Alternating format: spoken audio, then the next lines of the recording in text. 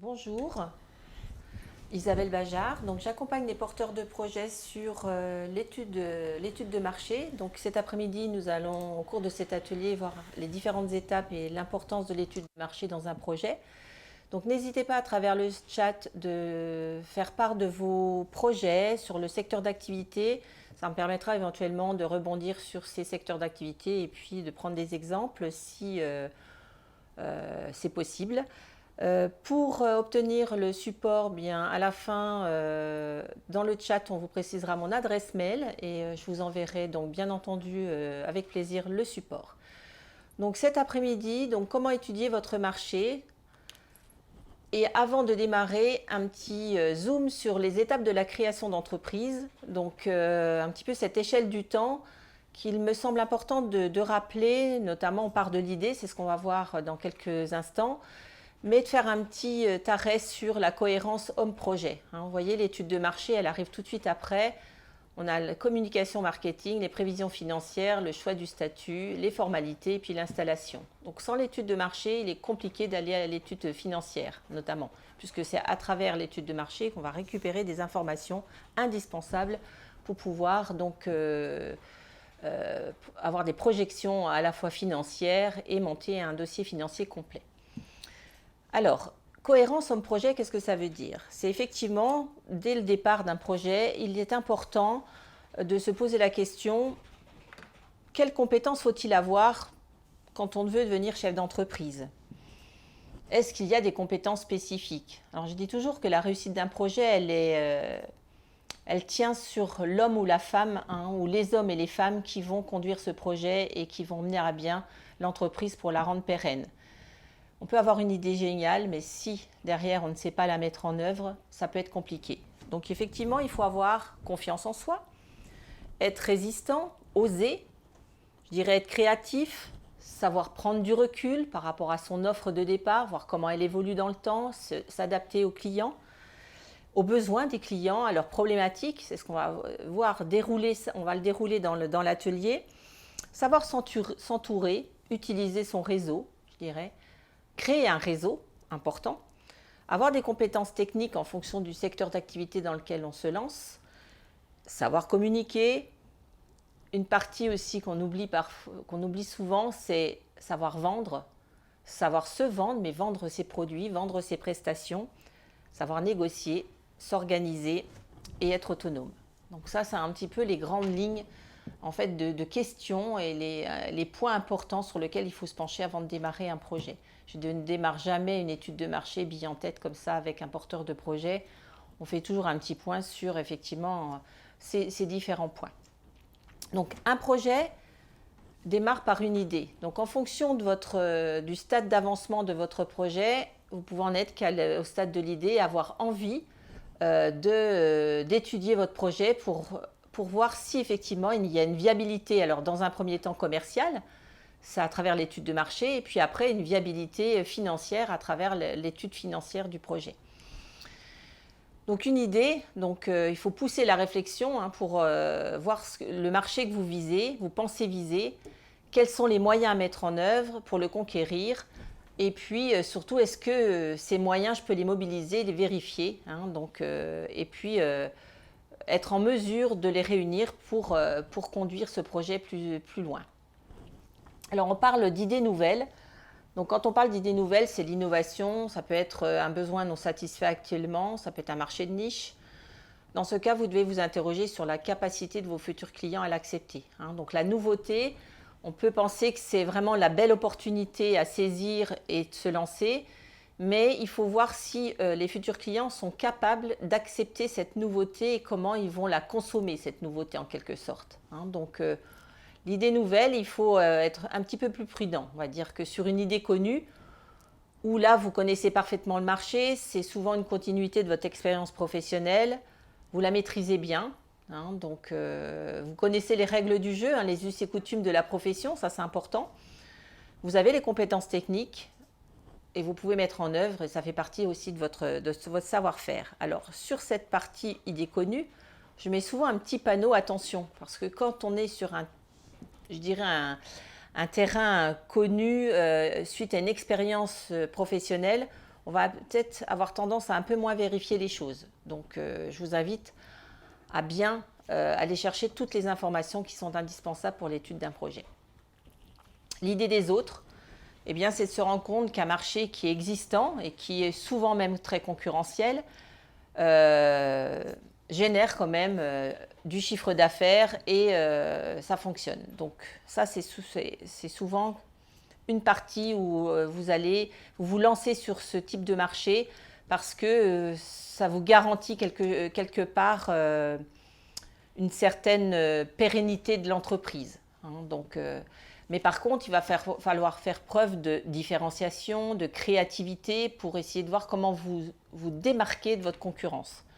Donc, est-ce que ça va être par la nature originale des produits ou des services? Est-ce que c'est un thème emblématique? Est-ce que vous allez avoir une gamme assez importante, soit de produits, soit de services, vraiment une offre complète? Ça peut être aussi, j'ouvre un bar par exemple, je vais proposer une ambiance spécifique, des spécialités culinaires, voilà, je vais aller surfer. Bon voilà, un restaurant c'est classique, mais quelle ambiance, quelle décoration, quelle spécialité je vais pouvoir proposer qui va me différencier d'une concurrence forte. Ça peut être aussi une valeur affichée, alors valeur éthique, de solidarité, de commerce équitable, d'écologie. Donc on voit de plus en plus ces valeurs affichées. Mais par contre, quand on veut effectivement prendre ce positionnement, afficher cette valeur, il faut complètement être en phase avec ces valeurs. Il faut que ces valeurs-là vous correspondent à 100% pour être crédible, avoir une crédibilité complète vis-à-vis de vos clients. Donc le choix de différenciation doit s'appuyer sur des informations obtenues lors de l'étude de marché. Ça, c'est indispensable. Alors, on va revenir à des choses basiques avant d'aller dans le vif du sujet. C'est de revenir un petit peu sur qu'est-ce qu'un marché. Donc ça, c'est l'environnement dans lequel va évoluer l'entreprise et c'est la rencontre de l'offre et de la demande d'un bien ou d'un service. Alors un marché, on parle de marché, mais il peut être national, régional, local, ça peut être tout simplement saisonnier, ambulant, on fait les marchés par exemple, on voit de plus en plus de food trucks. Food truck, c'est le côté alimentation, petite restauration, etc. Mais on peut aussi vendre d'autres choses. Ça peut être le vin, pourquoi pas, en étant créatif, en inventant un peu des concepts. Et puis, on parle aussi de marché parfois concentré. C'est des notions que vous pouvez rencontrer. Donc, concentré, c'est le côté monopole. J'ai le monopole de tel produit. J'ai la garantie du fabricant d'avoir le monopole et donc je saisis cette opportunité. Après, il faudra aller vérifier si effectivement d'être sur ce type de marché, est-ce que ça peut être productif ou pas. On parle de marché diffus qui est très répandu, donc marché captif aussi avec une aptitude de consommation très limitée sur quelque chose de très précis, très pointu, peut-être plus dans l'innovation. On a des marchés, certains marchés sont fermés, c'est difficile de le pénétrer parce que c'est une espèce de communauté qui est gérée par des professionnels et puis il faut avoir l'adhésion de ces professionnels pour pouvoir pénétrer ce marché. Donc il faut bien cerner quel type de marché vous allez pénétrer avec votre projet. Chaque caractéristique du marché entraîne bien évidemment des contraintes et des clés de succès spécifiques qu'il est important effectivement d'identifier dès le départ. Alors, pourquoi faire une étude de marché? Très sincèrement, c'est seuls 10% des créateurs qui ont recours. Après, lorsque vous êtes accompagné par n'importe quel réseau consulaire, chambre de métier, chambre de commerce et autres associations qui font de l'accompagnement, en principe, l'étude de marché, elle vous est demandée. Aujourd'hui, un business plan constitue un business plan sans étude de marché et ce n'est pas un business plan. Donc, quand on est dans une démarche de se faire accompagner, ça veut dire qu'on est vraiment dans une démarche d'étudier chaque étape. Donc ça, c'est une étape incontournable et qui est indispensable également. C'est un moyen de connaître ses chances de succès avant de se lancer. On va les vérifier. C'est ce qu'on va voir tout au long de l'atelier, c'est vérifier des éléments et comment on va les vérifier. On va voir, il y a plusieurs phases. C'est un petit peu un travail fastidieux, c'est du temps. C'est peu d'investissement pour faire son étude de marché, mais par contre, ô combien important pour pouvoir se projeter et aller à l'étape suivante. Donc ça permet de préparer le business plan, puisque dans le business plan, on a l'étude de marché, on a vous aussi votre présentation, l'étude de marché, la partie financière, la partie juridique. Et ça amène, c'est une occasion de réflexion et pour formaliser des hypothèses. Ça permet également de définir sa stratégie, le choix de sa cible, le choix de son positionnement, sa stratégie commerciale, sa stratégie de communication. Et ça permet surtout de prendre du recul et de décider sereinement de la suite à donner à son projet. Merci Isabelle. Dans le chat, on a Amandine qui nous fait un petit témoignage. Elle nous dit j'ai créé mon entreprise en février, mais je n'ai pas de stratégie commerciale, on va dire. Je suis coach professionnel, je n'ai pas bien fait mon étude de marché, je pense. Voilà son témoignage. Alors, ça arrive relativement souvent où on pense que démarrer assez rapidement, c'est important parce qu'on peut avoir une opération ou un marché qui s'ouvre et une proposition, donc on se déclare et on signe ce premier contrat. Donc attention, effectivement, signer le premier contrat, ça peut dire qu'il y en aura un deuxième. Donc on peut toujours rétro-pédaler, on va dire, et puis revenir en se posant les bonnes questions sur cet environnement. Et notamment dans le coaching, différents coachs ont des positionnements différents. Vous avez le coach en développement personnel, mais vous avez le coach qui va être plus sur la stratégie d'entreprise. Donc on peut avoir une gamme de produits, un positionnement fort qui fait qu'on va se démarquer donc, de ses concurrents. Donc c'est l'étude aussi de la concurrence qui va permettre de voir comment on peut se différencier de ceci et d'adopter une stratégie effectivement commerciale avec une offre de prestations, avec peut-être des packs et de voir comment on va communiquer par rapport à une cible choisie. Je ne sais pas si j'ai répondu à Amandine, c'est ça ? Donc il n'est jamais trop tard. Toujours étudier, on peut toujours le refaire. Alors, 4 étapes pour bien réaliser votre étude de marché. Donc, première étape, on vient déjà d'un petit peu de l'aborder, c'est définir son marché. Comment ce marché est segmenté ? C'est-à-dire comment il est divisé. Est-ce que si on prend le marché de la restauration, eh bien le marché de la restauration, vous avez la restauration rapide, la restauration traditionnelle, vous avez la restauration gastronomique. Et même dans la restauration gastronomique, on peut avoir les étoilés, mais on peut avoir des reconnaissances par rapport à la restauration différente qui vont faire encore une sous-segmentation. Et dans la restauration rapide, c'est pareil. On peut avoir différents types de restauration rapide. Donc c'est important de savoir comment ce marché est segmenté, comment il évolue surtout. Quelle est la réglementation du marché ? Donc l'évolution du marché, c'est important d'avoir un petit peu un recul sur les dernières années. Alors très sincèrement, c'est un petit peu plus compliqué depuis 2019-2020 avec le Covid, qui a un peu bousculé les chiffres, la rentabilité, etc., pour voir un peu comment évoluent les marchés. Certains marchés n'ont pas du tout été impactés, bien au contraire, ça leur a été plutôt favorable, et d'autres, par contre, ont été un petit peu plus impactés. Mais c'est important de voir si ça évolue et de façon favorable. La réglementation, eh bien ça c'est ça peut être un frein dès le départ.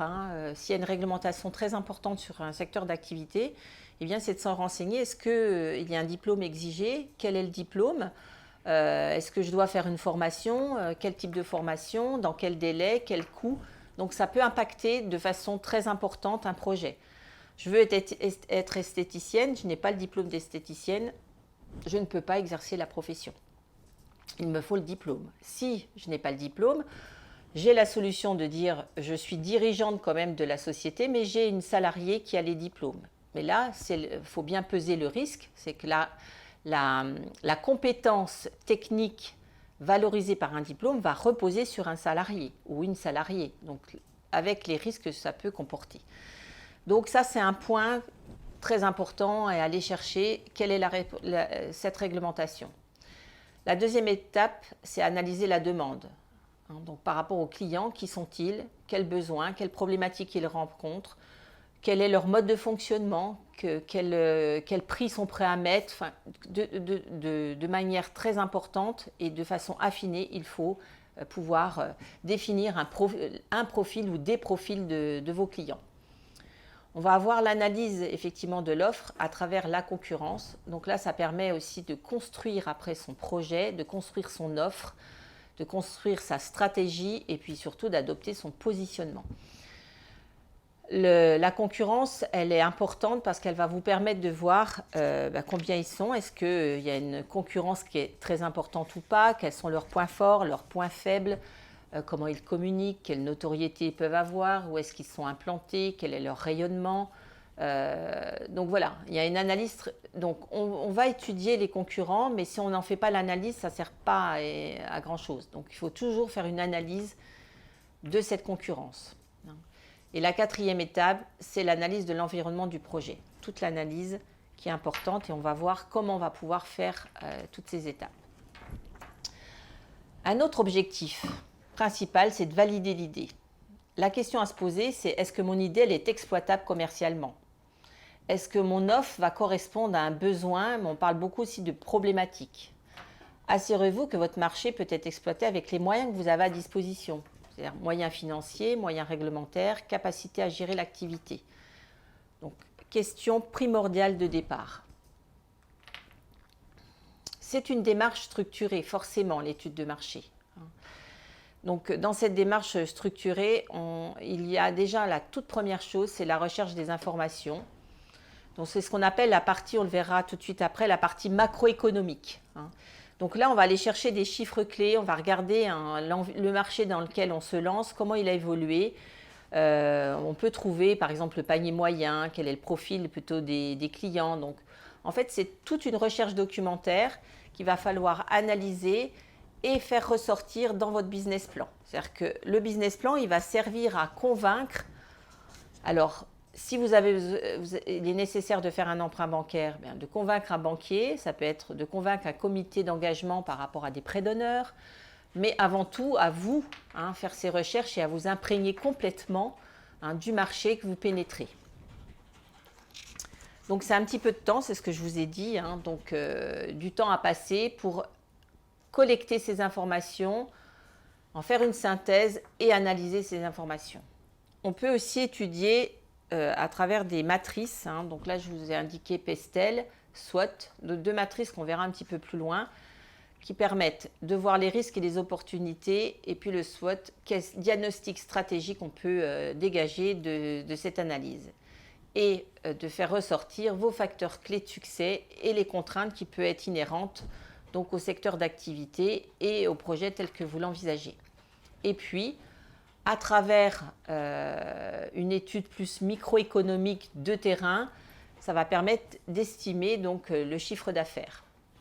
Faire une estimation du chiffre d'affaires et puis d'aller récolter des éléments chiffrés pour connaître l'investissement, combien va vous coûter le matériel dont vous avez besoin pour exercer l'activité.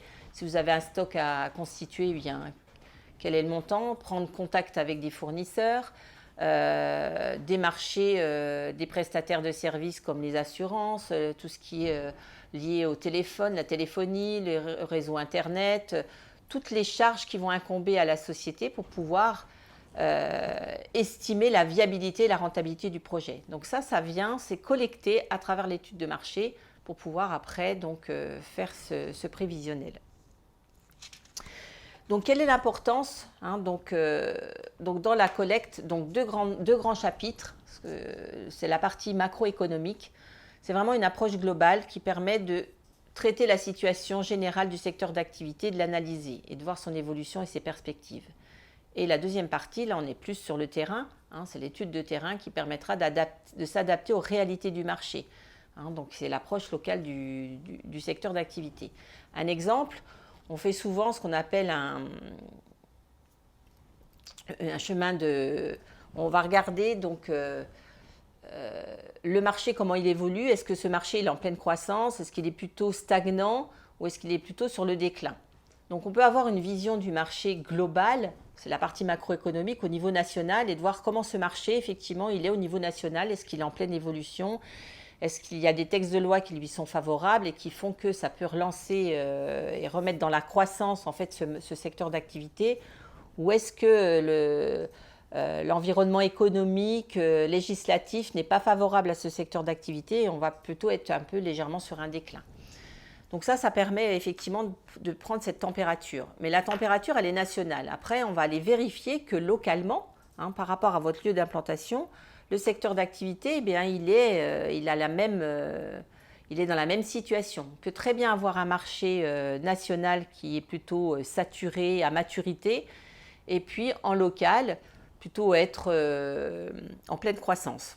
Un exemple, aujourd'hui, si on prend le secteur de Dijon, donc je reste sur Dijon, le secteur immobilier, c'est plutôt un secteur donc, des agences immobilières qui est plutôt à maturité.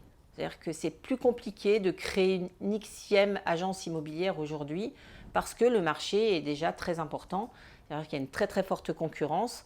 Donc plus la concurrence est importante, imaginez un gâteau qui est partagé en parts et là les parts sont de plus en plus petites. Donc ce qui veut dire que si elles sont de plus en plus petites, votre chiffre d'affaires il se partage entre toutes les parts. Ça c'est la configuration au niveau local, Dijon. Au niveau national, on peut vous dire que le marché, non, il est effectivement il est très concurrentiel, mais il y a encore une belle croissance, etc. Donc vous voyez, il faut faire le ratio entre ce qu'on va vous dire au niveau national et les informations que vous pouvez avoir localement. Ce qu'il faut vous dire, c'est que s'il y a besoin d'un emprunt bancaire, le banquier connaît. Il a des chiffres clés, il a des ratios par rapport au secteur d'activité et c'est exactement comment est le marché. Et pour continuer sur le secteur par exemple de l'immobilier, eh bien, ils vont être plus enclins à suivre une reprise d'entreprise plutôt qu'une création d'entreprise. Donc c'est la question à se poser par rapport à certains secteurs d'activité, est-ce qu'il est préférable d'aller sur une création ou pourquoi pas envisager une reprise d'activité. Parce que si on fait une reprise, ça veut dire que l'entreprise, le fonds de commerce, il est déjà existant, il est déjà dans votre gâteau, il a déjà une part de ce gâteau. Et là, ce sera à vous de le faire prospérer et même de le faire grossir. Voilà, donc de conserver le volume qu'il y a actuellement et de voir quelles sont les possibilités d'évolution. Si on prend le marché de la restauration, il est très concurrentiel, donc ça veut dire qu'il a une grande place. Est-ce qu'il y a encore une place pour un Xème restaurant? Alors ceux qui ont une grande notoriété au niveau de la restauration arriveront toujours à se faire une place. Si vous êtes vraiment nouveau sur Dijon et que vous venez d'une autre région et que vous allez pénétrer ce marché de la restauration, ça peut être légèrement plus compliqué.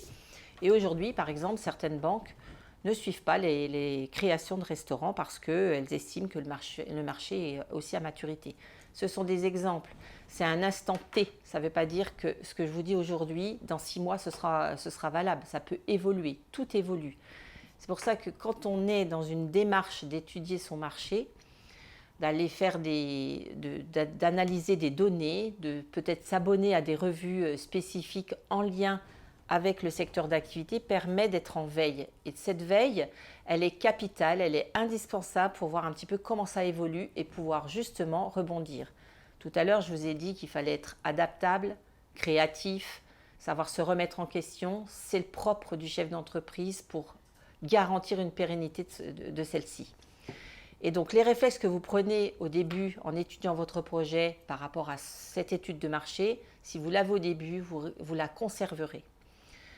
Si je peux faire un peu en aparté, un petit zoom par rapport à la situation actuelle que nous avons vécue et qui est toujours un petit peu problématique au niveau de l'économie, les entreprises qui s'en sortent le mieux, c'est celles qui ont fait preuve de créativité, d'adaptabilité. Et aujourd'hui, les chefs d'entreprise qui ont su rebondir donc par rapport à cette situation, être inventifs, pouvoir se dire, ben voilà, je faisais comme ça aujourd'hui, et bien maintenant il faut que je m'adapte au marché, je m'adapte à la demande, je m'adapte à la situation, font que ces entreprises aujourd'hui, ce n'est pas celles-là qui sont en difficulté, au contraire, elles vont être plutôt pérennes et elles vont avoir pris le virage au bon moment. Donc, d'où l'importance de faire cette relation entre la partie macroéconomique et microéconomique. Alors, j'ai des petites participations dans le chat encore. Alors, il y a des choses que tu répondras peut-être tout de suite, puis il y a peut-être des choses qui viendront naturellement dans le cours de l'atelier. Il y a Julie qui nous parle de son activité. Elle a créé une marque de vêtements éco-responsables plutôt vente en ligne, et elle se demande comment elle évaluait les ventes la première année avec l'étude de marché. Donc peut-être qu'il y aura des éléments qu'apporteront. Et puis en complément, Julie, c'est vrai que l'atelier financier qui a lieu lundi prochain avec Adrien Désert permet aussi de répondre à ces questions-là. Donc en complément, ça pourrait être pas mal que si vous n'êtes pas déjà inscrit à cet atelier, de vous y inscrire. On a Amandine qui nous demande comment on peut obtenir des chiffres du marché local. Et puis Mélanie qui nous a expliqué qu'elle était diététicienne depuis plus de 10 ans et elle a été contactée par une maison médicale pour s'installer en libéral. L'idée lui plaît bien pour son changement de direction de carrière, un retour au contact avec la patientèle, une possibilité de se spécialiser aussi, mais elle se demande comment analyser l'offre. Elle a un petit peu de mal avec ce point-là. Donc voilà un peu les questions qu'on a dans le chat. Ok. Alors, pour Julie, évaluer donc les ventes, on va le voir, hein, c'est sur la partie microéconomique. Donc, alors, macroéconomique et microéconomique, c'est comme vous êtes sur un site marchand, donc il aura une envergure plutôt nationale, hein, peut-être dans un premier temps, voire plus par la suite si c'est votre choix. C'est de regarder un petit peu ce qui se fait aujourd'hui, quel type de site, qu'est-ce qu'on trouve par rapport à le côté éthique d'éco-responsable que vous voulez mettre en avant. De ça, donc construire un petit peu votre offre et voir comment vous allez vous différencier. Et à travers un questionnaire, c'est aussi de valider ce que les attentes, les besoins de vos futurs clients. Quel prix ils sont prêts à mettre. Alors si on est sur de l'éco-responsable, si on est sur du coton bio par exemple, on sait pertinemment qu'un coton bio à l'achat matière première est plus cher qu'un coton classique. Donc forcément derrière le prix final du vêtement sera certainement un prix plus élevé. Mais comme vous allez répondre à un positionnement qui sensibilise de plus en plus la population aujourd'hui, que ce soit pour des vêtements pour adultes comme pour enfants, du côté éco-responsable, eh bien peut-être que vos clients sont prêts à mettre un peu plus. Donc ça, il faudra le valider. C'est la partie microéconomique et on l'abordera sur le côté questionnaire, comment on le construit, quelle est l'importance de faire un questionnaire pour connaître réellement les besoins, les attentes, de quantifier aussi quelle fréquence on achète des vêtements, combien de fois par an, quel budget, etc. Donc voilà, donc on va le voir un petit peu dans le déroulé pour cette question-là. Pour Amandine, sur les chiffres au niveau local, donc on part déjà des chiffres nationaux, on fait des recherches, et puis après on va regarder donc au niveau local, soit à travers un syndicat, soit à travers une fédération, on peut aller chercher des informations. Donc tout est dans une recherche documentaire en ayant les bons interlocuteurs, les bons organismes qui peuvent vous apporter des réponses. Et puis peut-être après aussi vérifier localement également sur la partie microéconomique. Pour la personne sur la diététique, je ne me rappelle plus du prénom, Mélanie. Donc Mélanie, donc sur une activité de diététique, c'est une activité libérale. Effectivement, je suppose que vous étiez salarié jusqu'à maintenant et passé un peu en indépendante, mais pour travailler avec une structure. Donc c'est un petit peu, c'est une patientèle effectivement, mais en milieu hospitalier. Donc quelque part, il y a comme une espèce de contrat peut-être qui va être signé avec la structure qui a besoin de vos services. Donc c'est vraiment calibrer votre offre, de voir quel est le volume et est-ce que ce volume. Alors attention sur le côté d'unicité d'un seul client, le risque que vous prenez si vous avez un seul client. Donc est-ce que le nombre peut-être d'heures qui pourraient être consacrées à cet établissement, est-ce que ce serait suffisant pour vous en faire vivre ? Est-ce que vous avez besoin d'avoir un cabinet par ailleurs dans une maison de santé ou autre pour avoir une autre patientèle et puis avoir un chiffre d'affaires qui est plus diversifié ? Donc ça a étudié effectivement. Et c'est à travers l'étude de marché que vous pouvez étudier pour commencer à chiffrer et voir quelle est la viabilité à la fois commerciale, quels sont les risques que vous prenez, est-ce que ça correspond à ce que vous en attendez également. Donc voilà un petit peu ce que je peux répondre par rapport à ces questions.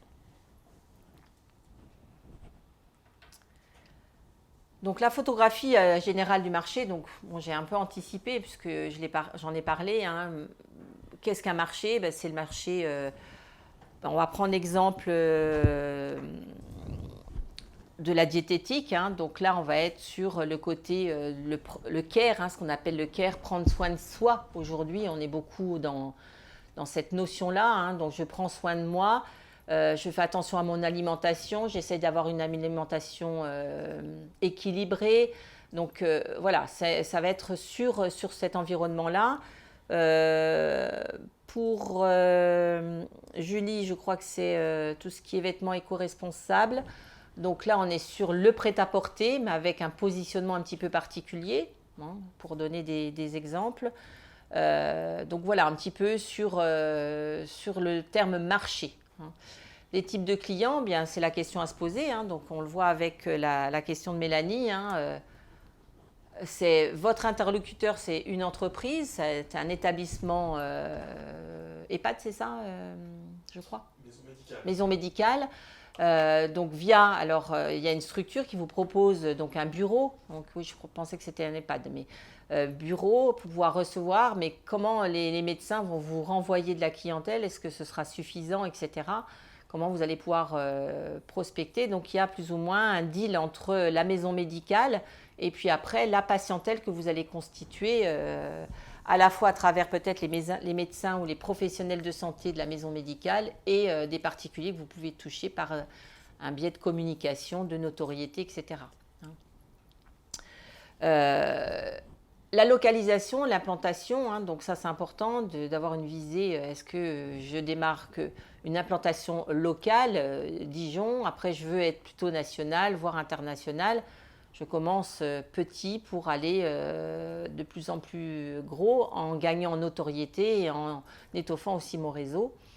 L'offre, produit, service, quelle proposition de valeur vous allez faire. Donc, quand on parle de proposition de valeur, c'est qu'est-ce qui va vous différencier de vos concurrents? Quelle est la proposition de valeur que vous allez offrir? Ça peut être un produit phare, une prestation phare qui fait qu'on va vous identifier pour cette spécificité-là. Je reviens sur le coaching, puisqu'il y a une personne qui est plutôt sur cette activité de coaching. Souvent, les coachs essayent de trouver un positionnement qui les différencie des autres. Ça ne veut pas dire que s'ils ont une demande de coaching individuel d'une personne, ils vont la refuser. Mais si ils veulent avoir un positionnement qui les différencie pour avoir comme une prestation d'appel qui fait qu'on va vous contacter pour un positionnement particulier, une prestation particulière, mais derrière, vous pouvez dérouler d'autres prestations. Par exemple, un exemple, je ne sais pas, je suis psychologue. En psychologie, je peux avoir un champ de patientèle assez varié, mais je peux dire, moi, mon positionnement, c'est plutôt sur les enfants qui ont des difficultés. Ça peut être l'autisme, ça peut être tous les enfants qui ont des difficultés d'attention, donc qui engendrent des difficultés scolaires. Mais ça, c'est mon positionnement, ce sont mes prestations d'appel. Pour autant, si une personne qui a des problématiques personnelles, psychologiques et qui a envie d'être accompagnée, de faire en quelque sorte une thérapie, cette psychologue, elle acceptera bien entendu d'accompagner cette personne. Mais elle veut se différencier avec un positionnement particulier. Les concurrents, bien sûr, hein, c'est justement en faisant l'analyse des concurrents directs ou indirects qu'on va pouvoir dire comment je peux me différencier, comment je peux effectivement capter une clientèle différemment. Et puis tous les acteurs qui interagissent effectivement autour du projet, entre les distributeurs, ça peut être les sous-traitants, des producteurs, les fournisseurs, des partenaires, hein, donc qui vont interagir sur l'ensemble du marché que l'on va pénétrer. Alors comment, pour répondre un petit peu à la question justement d'Amandine, hein, comment on va aller chercher des informations et des données existantes? Donc c'est de la recherche documentaire à travers, vous avez des sites comme l'INSEE, les chambres de commerce font des études spécifiques que vous pouvez avoir accès, les chambres de métier également. Vous pouvez trouver ce qu'on appelle des fiches sectorielles hein, sur des secteurs d'activité qui sont un peu des analyses du secteur avec des ratios, des chiffres clés. Vous avez des études qui sont faites par des grandes structures d'études de marché comme Zerfi Alors bien sûr, hein, ces études de marché réalisées par Xerfi sont payantes, mais il y a toujours systématiquement une petite partie gratuite. Donc c'est toujours intéressant d'aller chercher cette partie gratuite qui peut vous donner des chiffres ou des informations clés. Ce qu'il ne faut pas oublier, c'est aller à la rencontre de professionnels hein, du secteur, alors que ce soit des organisations professionnelles comme les syndicats, les fédérations, ça peut être des associations qui regroupent hein, plusieurs professionnels, mais ça peut être regarder des concurrents, pourquoi pas les contacter. Hein. Certains sont sont pas tous ouverts hein, au dialogue, mais certains, oui, jouent bien le jeu et puis sont plutôt parfois de bons conseils. Ça peut être les banquiers, voilà. Hein, donc il ne faut pas hésiter à parler de son projet. S'enfermer dans son projet, c'est très risqué parce que vous ne le faites pas vivre. Alors on a toujours la peur qu'on prenne l'idée, etc. Mais de toute façon, faut toujours vous dire que vous avez un temps d'avance sur les autres, si vous êtes déjà dans cette démarche-là.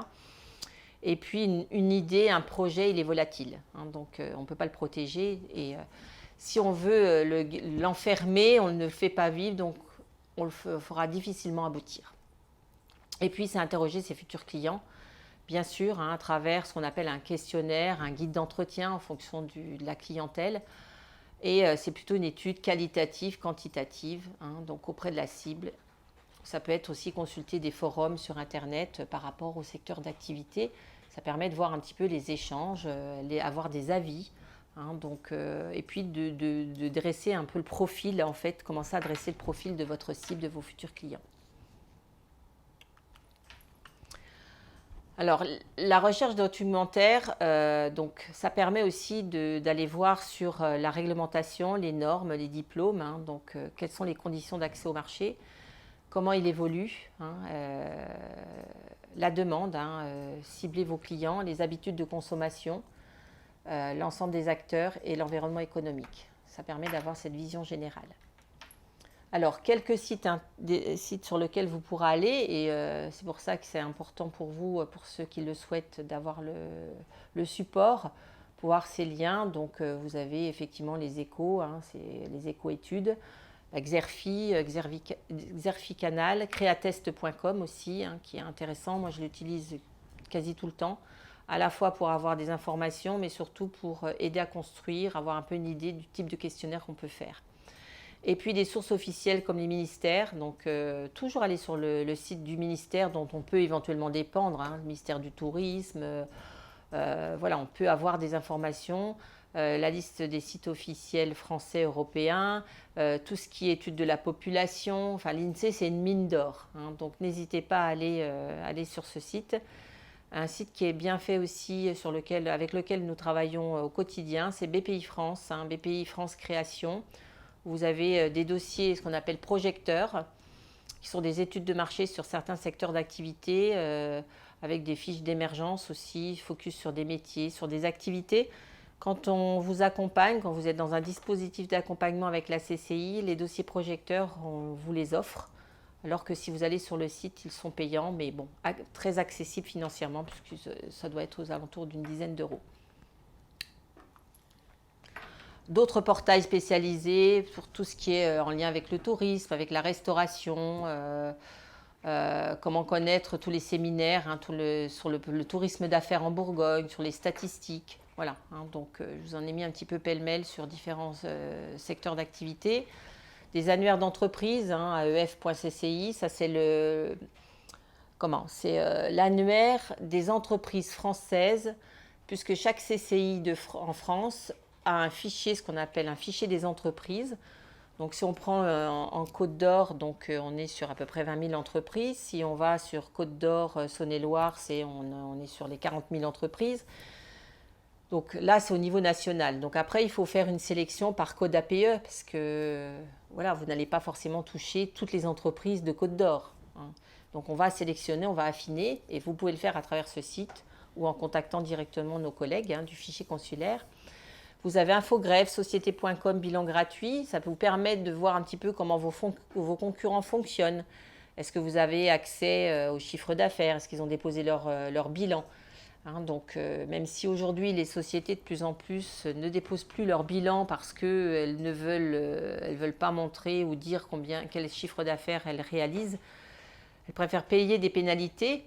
Mais pour celles qui déposent les bilans, ça vous permet d'avoir une idée du chiffre d'affaires qui peut être dégagé. Alors là, c'est plutôt si on est en société, parce que quand on est en entreprise individuelle, il y a une transparence complète par rapport à la rentabilité de cette entreprise. Et puis, quand on veut participer à des manifestations professionnelles, comme des salons, etc., eh bien, vous avez donc ces adresses-là pour connaître dans quelle ville, les salons, à quelle date, etc. Donc, assister à se rendre à un salon professionnel, je ne sais pas, salon de la diététique, du bien-être, salon du mariage, salon du tourisme, etc. Ça vous permet de rencontrer les acteurs, de voir l'offre qui est proposée et puis de ressortir avec peut-être des idées nouvelles, des contacts. Ça vous permet aussi de commencer à constituer un réseau intéressant. Puis pour certains, si on fait le salon du prêt-à-porter, par exemple, c'est d'obtenir aussi, trouver des fournisseurs, d'avoir des prix. Voilà, ça peut être dans certains secteurs d'activité très, très intéressant de participer à des salons. Alors, salon en tant que visiteur, et puis pourquoi pas par la suite en tant que participant au salon pour pouvoir justement capter une clientèle. La recherche documentaire pour connaître la demande sur la consommation, les dépenses, les revenus des ménages, donc à travers l'INSEE. Et puis, vous avez aussi des études de consommation de l'Observatoire du commerce de la Cécile Côte d'Or. Donc, en vous rendant sur notre site, vous en trouvez. Vous avez également le CREDOC qui donne des informations sur les modes et conditions de vie. Des instituts de sondage. Vous savez, quand on est enquêté, on nous dérange pour nous demander si on veut bien répondre à une enquête de consommation, et, par exemple sur les yaourts. Eh bien, ça peut être intéressant d'aller regarder les études qui sont faites parce que ça peut vous donner un petit peu la tendance sur la consommation, quelles sont les exigences de la clientèle, etc. Voilà. Et puis, vous avez donc le Francoscopie. Alors ça, c'est Gérard Mermet qui est donc un sociologue, qui édite régulièrement le Francoscopie, et donc avec l'étude des comportements de consommateurs, mais donc des Français, comment on consomme, par exemple le marché de la chaussure, le marché du prêt-à-porter, le marché du bien-être, le rapport à l'argent, quelles sont les exigences. Donc en fait, c'est vraiment une étude de comportement dans différents domaines, dans la consommation et bien au-delà. Et il fait un comparatif avec les Européens. Donc ça peut être un côté intéressant, notamment quand... alors c'est intéressant de toute façon de connaître un petit peu le comportement des consommateurs, mais de pouvoir se comparer par exemple par rapport à l'Europe si on a une envergure européenne par rapport à un site internet. Donc ça peut permettre de connaître un petit peu les modes de fonctionnement et puis d'être vraiment en adéquation parfaite avec sa future clientèle. Et puis donc le fichier des entreprises, si vous ne voulez pas aller sur le site national, eh bien vous pouvez donc avoir accès au fichier des entreprises sur notre site. Alors j'en ai parlé un petit peu au début, c'est la matrice Pestel qui va vous permettre de définir, d'identifier les facteurs qui vont influencer votre marché. Alors Pestel, qu'est-ce que ça veut dire ? Eh bien la partie politique, tout l'aspect politique, économique, social, technologique, écologique, législatif. Donc par exemple, au niveau de la politique, eh bien, quelle est la politique fiscale ? Est-ce qu'on est dans une stabilité politique aujourd'hui ? Excusez-moi. Donc, c'est intéressant aujourd'hui de savoir un petit peu, il va y avoir des élections effectivement régionales.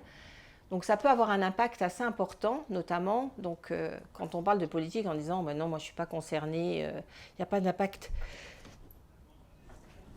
Excusez-moi.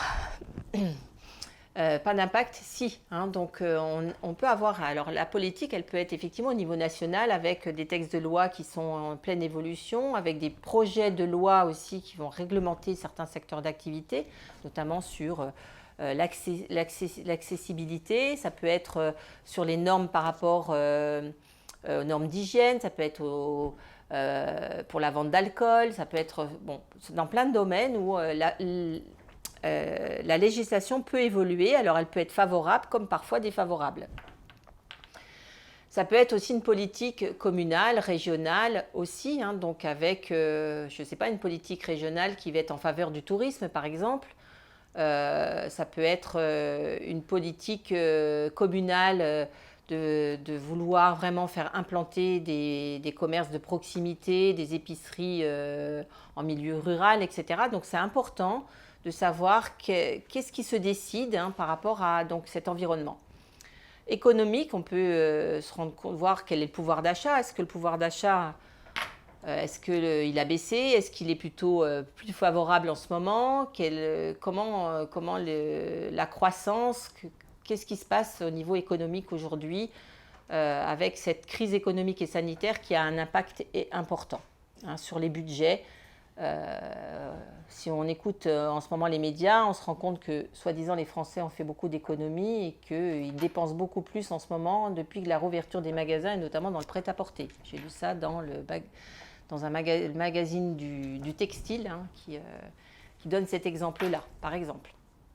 L'aspect social, donc le style de vie, est-ce qu'ils ont changé hein, donc on peut aujourd'hui, on a beaucoup d'informations qui nous laissent entendre que les Français ont changé leur façon de voir les choses, de vivre par rapport à l'habitat, par rapport à l'alimentation, par rapport à leur mode de déplacement, par rapport à leurs loisirs. Hein. Donc l'aspect social, effectivement, impacte de nombreux projets.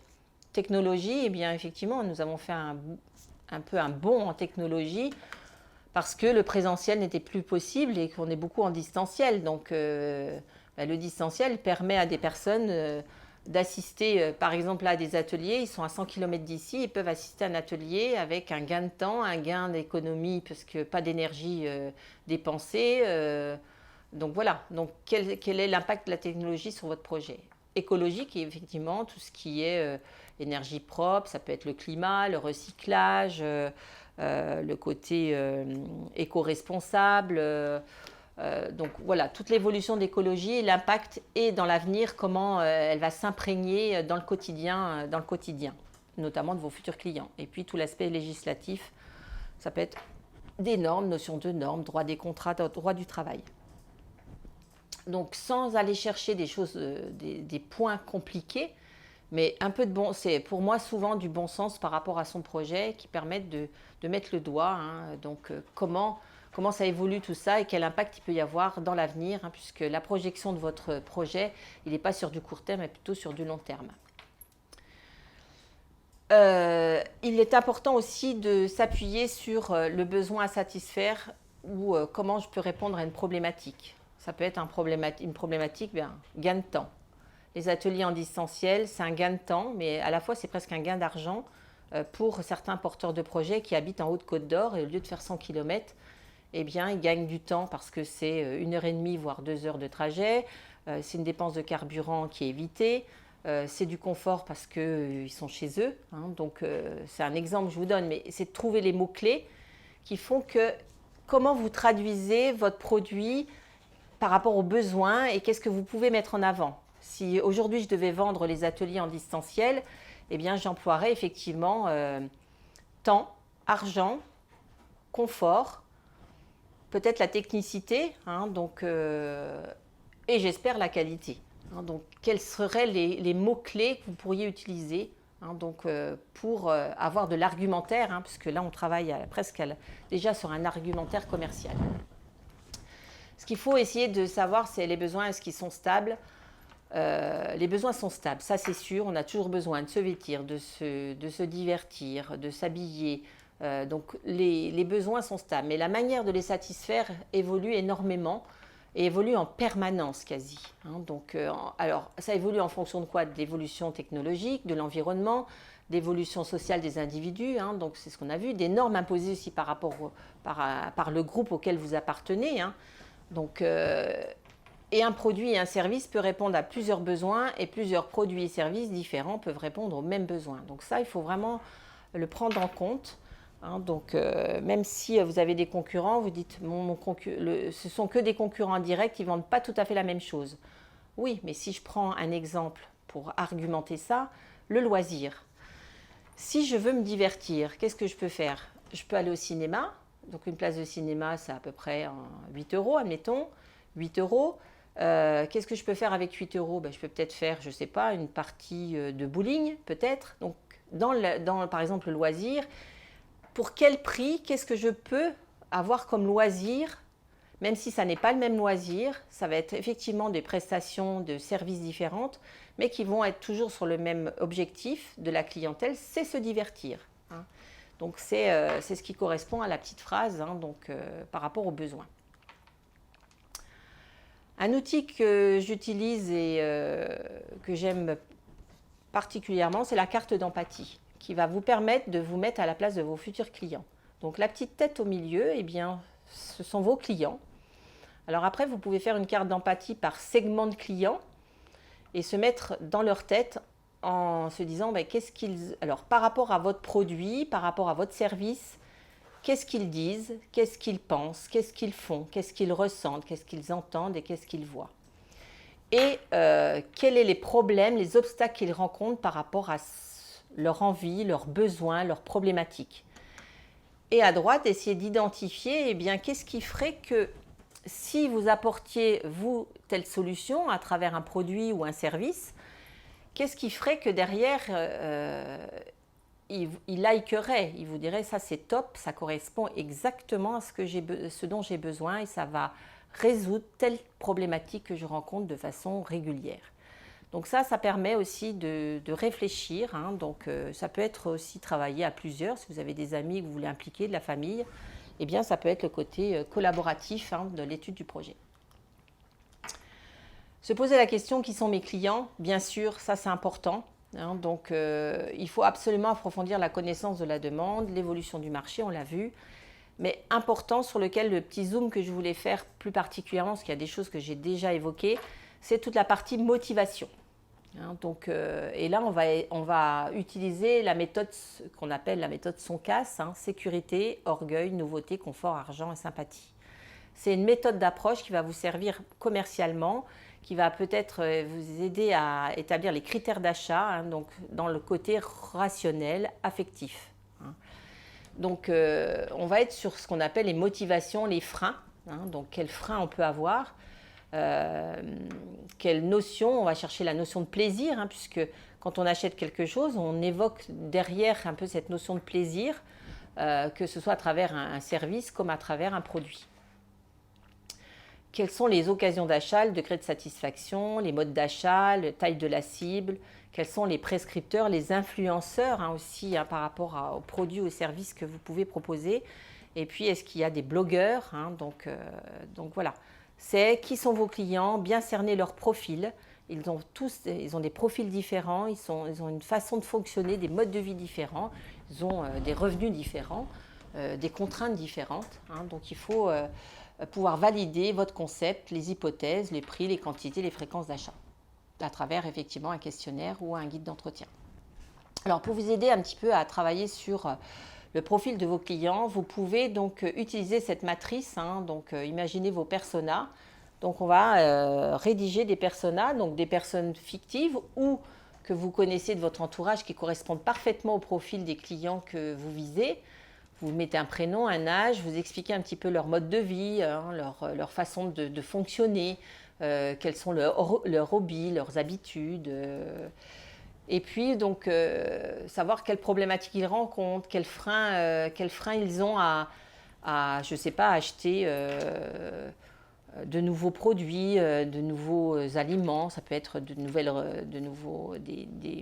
des plats qui viennent d'ailleurs.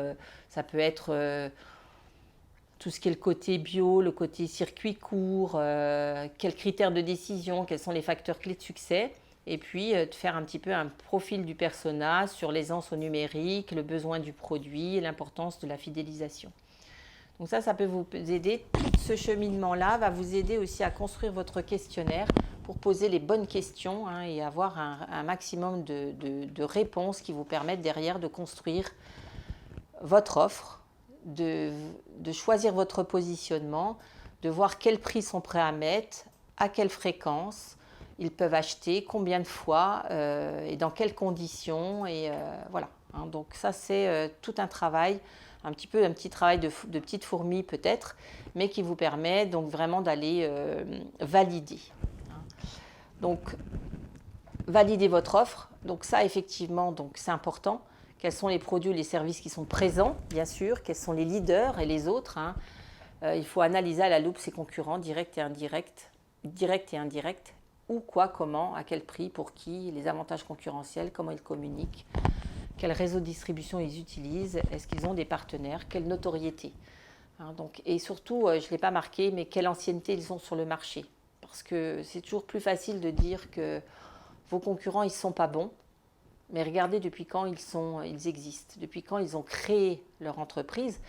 Et si ça fait plus de 10 ans, pour la plupart, ils sont en place depuis plus de 10 ans, voire plus de 5 ans, etc., ça veut dire qu'il y a une certaine pérennité. Ça veut dire malgré tout qu'ils ne sont pas si mauvais que ça. Donc il faut bien les analyser à la loupe. Et puis, donc, interrogez vos fournisseurs. Qui sont vos fournisseurs? Que font-ils? Est-ce qu'ils sont en bonne santé? Comment ils fonctionnent? Quelles sont leurs conditions d'achat, les conditions de paiement? Donc, pareil, c'est un travail assez important sur les fournisseurs. Quand on parle de ciblage et de segmentation, donc ce sont des termes que vous allez entendre en marketing. Qui sont mes clients? Donc, on cible. Quelles sont mes offres par rapport à ces clients? On va segmenter, puisque si vous avez plusieurs segments de clients, eh bien peut-être que vos offres elles vont être différentes en fonction de ces segments pour répondre réellement, correctement, complètement à leurs besoins, à leurs problématiques, aux prix qu'ils sont prêts à mettre, etc. Et quelle priorité pour quelle cible et avec quelle offre? C'est ce qu'on appelle le mix produit, le mix marketing. Donc sur les concurrents, j'en ai parlé, j'anticipe toujours. Je suis une indisciplinée, donc je vais plus vite que le PowerPoint. Mais voilà, c'est le nom de l'entreprise, son ancienneté. Alors le nombre de salariés, je dirais que ça peut être facultatif, mais bon, ça peut montrer aussi derrière qu'il y a une certaine rentabilité. Où est-ce qu'ils sont situés, leur positionnement, les points forts, les points faibles, la notoriété, quel prix ils pratiquent. Voilà, on les passe, on fait un petit tableau. Ça permet de bien analyser, de faire une analyse complète. De bien segmenter ses clients, grande entreprise, PME, administration, distributeur, particulier, quel est le profil, et de segmenter donc son offre complètement. Se positionner sur son marché, effectivement, connaître les différents acteurs et les concurrents. Donc, ça, c'est pour vous aider à faire votre synthèse. Donc, quelle est leur offre? Comment se positionnent-ils sur ce marché? Quelle est leur part de marché? Quels sont les canaux de commercialisation? Veille concurrentielle, anticiper sur l'évolution du marché, c'est ce que je vous ai dit. Donc, de vraiment prendre ce réflexe-là. Alors, peut-être l'abonnement au départ de newsletter dans une démarche de création de reprise d'entreprise ne seront peut-être pas les abonnements qu'il faudra conserver. Il y en aura peut-être d'autres. Donc, pour pouvoir vous tenir au courant de l'évolution en fait du secteur. Par exemple, nous on a régulièrement donc effectivement le MAG du textile. Ça permet de connaître un petit peu l'évolution par exemple dans le textile. Qu'est-ce qui marche le mieux par rapport à quelle typologie de vêtements, dans quelle matière, etc. Les grandes enseignes, comment elles se situent. Donc même si ce ne sont pas vos concurrents directs, les grandes enseignes, mais c'est regarder justement en marketing comment elles évoluent. Donc ça donne la tendance. Quel positionnement géographique, positionnement du prix, l'image de marque. Donc ça vous permet de faire un petit résumé par rapport à toutes les recherches que vous avez pu effectuer au préalable. Alors ce qui est important, c'est de définir vos canaux de vente, bien sûr. Donc valider les canaux de vente par cible, parce que si vous avez une cible qui est très large, admettons que vous vouliez toucher les 20-75 ans, sur les canaux de vente par cible, ça peut être un peu différent. Donc justement, il faut trouver les bons canaux pour atteindre votre cible parfaitement. Identifier les canaux de vente en adéquation avec la cible aussi. Et puis tout ce qui est canaux de vente, e-commerce, les réseaux sociaux, la vente directe, la vente indirecte, tout ce qui est groupement d'achat, dropshipping, shipping, prescripteur, etc. Donc vraiment Ça, c'est une décision qui va impacter sur votre financier, hein, puisque en fonction de ces choix-là, derrière, il y a un coût. Et quel est ce coût, hein? Est-ce qu'il est finançable? Est-ce que c'est une charge? Comment je vais le chiffrer pour mon prévisionnel?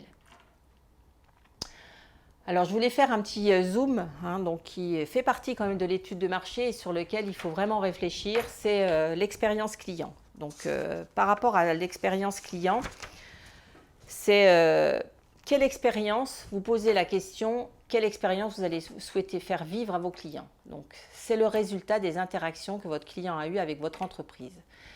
Mais c'est la conséquence de ses émotions et des sentiments avant, pendant et après son achat. On parle aussi du parcours client. C'est un ensemble d'étapes réelles, potentielles par lesquelles passe un client tout au long de sa relation avec l'entreprise ou avec la marque dans son organisation. Premier contact, soit c'est un contact par mail. Donc, j'ai une demande, comment je vais répondre, comment mon site internet aussi va apporter de certaines informations, etc.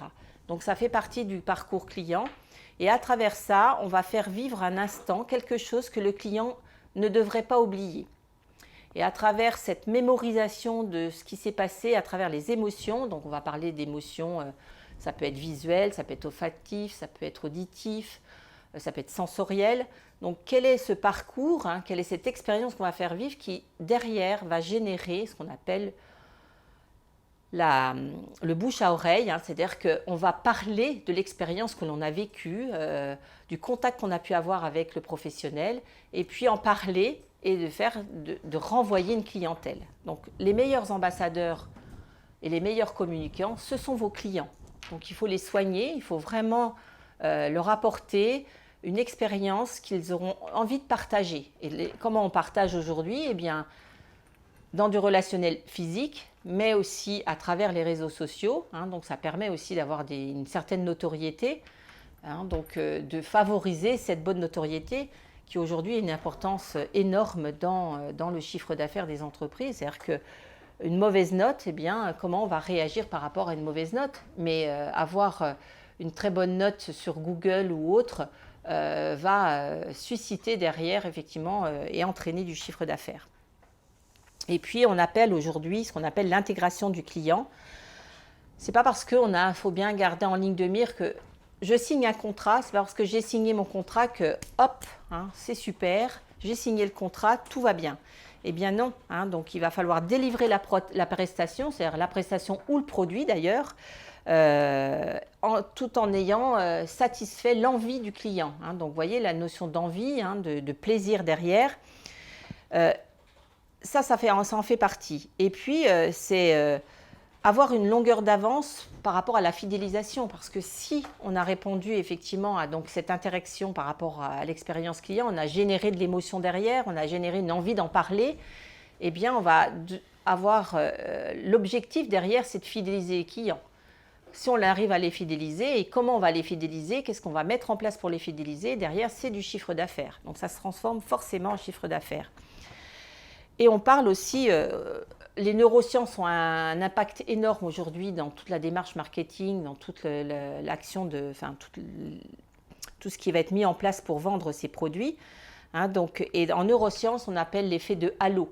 Hein, donc, l'effet de halo, c'est vraiment un levier très fort en marketing parce que la première impression que vous allez faire, c'est celle qui va rester en mémoire. Et c'est très difficile quand il y a une mauvaise impression, que ce soit à travers votre site internet, à travers vos publications, à travers un contact physique, à travers un échange téléphonique, à travers un échange par rapport à votre cabinet ou à votre magasin. C'est la première impression qui fait que derrière, vous allez fidéliser et que vous allez entraîner une cooptation de votre prestation, de vos produits. Hein, donc, et que cet effet, une fois qu'il est enclenché, une fois qu'il y a quelque chose qui s'est passé, eh bien, ça va perdurer. Si c'est raté au départ, eh bien, c'est très difficile de regagner donc, ce client qui est perdu et qui va derrière peut-être entraîner des commentaires qui vous seront défavorables. Donc, il faut être vigilant par rapport à ça. Et donc, c'est tout ce travail sur l'expérience client et le parcours client. Alors on l'a dit, hein, donc effectivement, pourquoi et comment améliorer son expérience client, c'est pour se différencier aussi. Hein, ça permet aussi de montrer qu'on est différent, qu'on a une approche différente, qu'on a des valeurs différentes. Et puis, donc, c'est faire vivre cette expérience de vente. Installer son entreprise, l'emplacement, facteur essentiel aussi. Hein, donc, bon, pour certains, ça n'a peut-être pas un impact important, mais à partir du moment où on a besoin, si je prends Mélanie par rapport à l'emplacement de la maison médicale, etc., c'est effectivement étudier tout l'environnement de la population par rapport à la zone de chalandise. Mais si j'ouvre un magasin pour du prêt-à-porter, eh bien, où est situé le local que je vise, etc. Quelles sont ses caractéristiques? Est-ce qu'il y a beaucoup de passages devant le local? Où se trouve la concurrence la plus proche? Donc il y a vraiment une analyse, et c'est important. Et un petit rappel, avant de vous engager sur des locaux, depuis 2015, tous les établissements recevant du public doivent répondre obligatoirement à l'accessibilité aux personnes handicapées.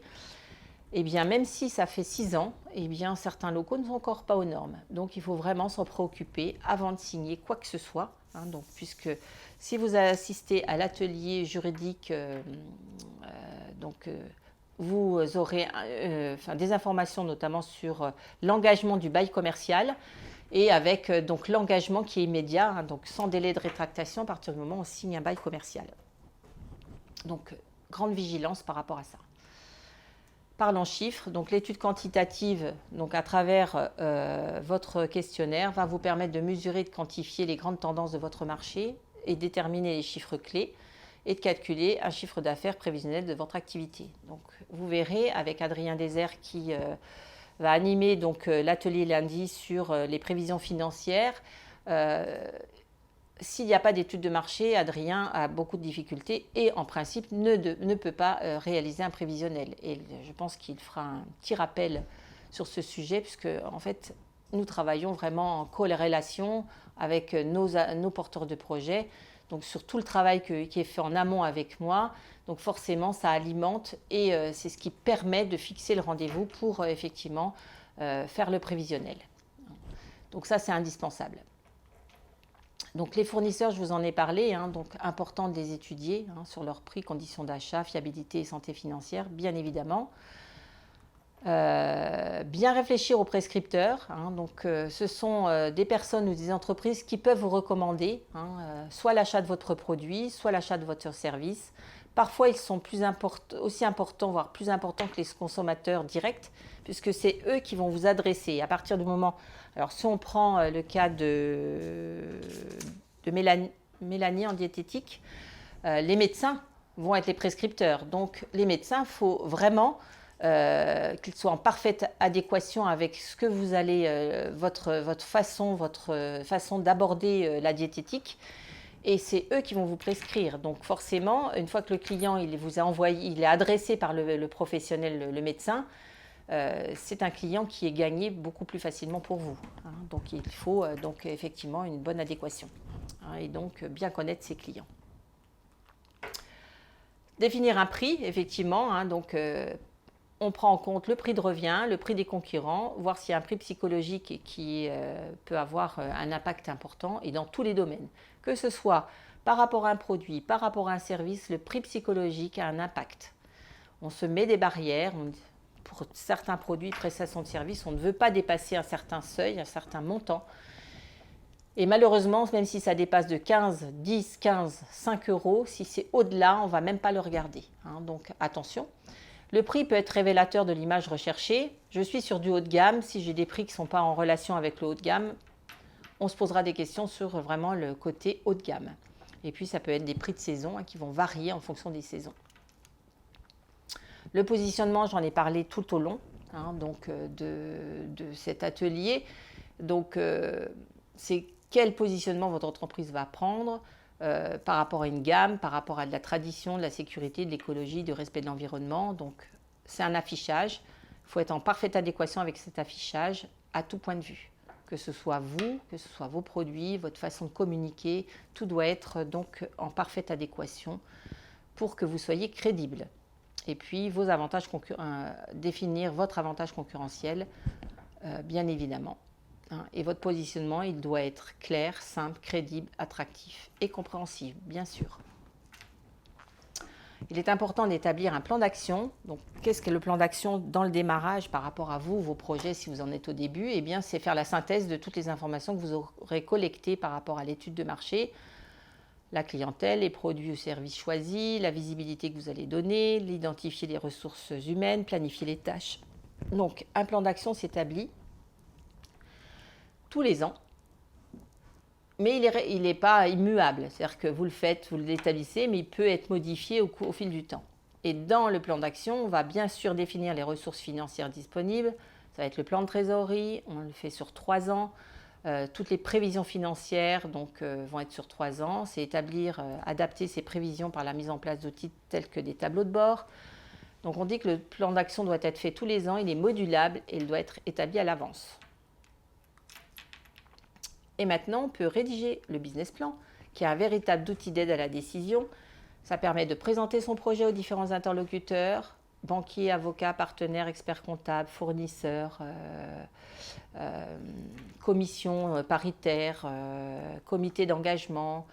Donc ça vous permet aussi à vous d'écrire votre projet et de vous l'approprier complètement. Donc il faut des informations pertinentes, des données précises et une présentation simple et claire et attractive, j'aurais dû rajouter.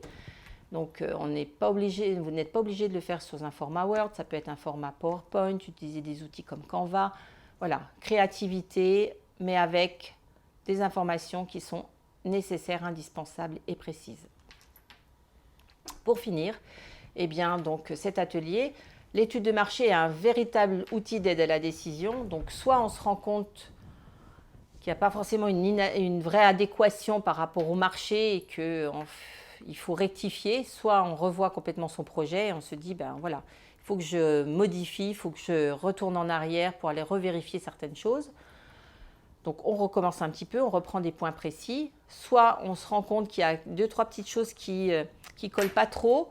Soit on le modifie, on a la possibilité de modifier, soit on va au prévisionnel et avec le prévisionnel, vous allez pouvoir remodifier et puis recalibrer peut-être certains points. Hein, donc voilà. Et puis sinon, si vous êtes vraiment, il y a une adéquation, une validation de votre concept, de l'ensemble de votre projet, eh bien vous allez à l'étude financière et donc l'étude financière va vous permettre de voir la viabilité économique, voir si vous pouvez vivre de votre activité, sous quelles conditions, et puis de là pouvoir définir après la structure juridique et puis de prendre la décision de vous lancer, de reporter ou éventuellement de ne pas créer parce que vous êtes rendu compte que le marché n'est pas favorable pour vous à cet instant T. Donc toute l'étude que vous faites de votre projet, il faut le prendre comme un outil d'aide à la décision pour minimiser certains risques aussi. Le risque zéro n'existe pas, mais va vous permettre de border beaucoup plus et d'aller chercher de l'information qui est indispensable. Donc c'est du temps de gagner, le temps que vous passez à étudier votre projet, du temps de gagner pour le démarrage de votre activité. Voilà, donc écoutez, j'espère que cet atelier vous a permis d'avoir un peu plus d'informations sur qu'est-ce que représente une étude de marché. Je dirais en mot de conclusion que c'est avant tout du bon sens. Il ne faut pas en faire une usine à gaz, il faut aller chercher l'essentiel. Et par rapport à cet essentiel, comment vous allez pouvoir l'utiliser pour le mettre à profit de votre projet. Donc je reste à votre disposition pour vous envoyer, si vous le souhaitez, le PowerPoint. Donc mon adresse mail va vous être communiquée. Et puis si vous souhaitez être accompagné, eh bien, revenez vers ma collègue Alia Zenasni qui peut donc effectivement vous proposer un accompagnement. Je vous souhaite une bonne fin de journée, je vous dis à bientôt.